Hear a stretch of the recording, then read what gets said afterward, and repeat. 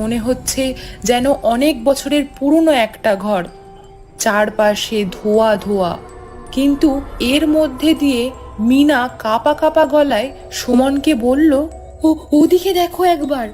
সেদিকে তাকাতেই সুমনও ভয় পেয়ে গেল। দেখলো একটু আগেই কাউন্টারে যে লোকটার সাথে ওরা কথা বলছিল, সেই লোকটার সারা শরীর পোড়া। ঘরের আরও যারা আছে সবাই এমন পোড়া শরীর নিয়ে এগিয়ে আসছে তাদের দিকে। শুধু তাই নয়, প্রত্যেকের চোখ লাল হয়ে গেছে, হাতের নখগুলো বড় বড়। ওরা যত এগিয়ে আসছে তত ধোঁয়া আর পোড়া পোড়া গন্ধটা বেড়ে যাচ্ছে। এরই মধ্যে মিনা ভয়ে ভয়ে বলল, এখান থেকে যে করেই হোক পালাতে হবে আমাদের, নয়তো এরা আমাদের মেরে ফেলবে।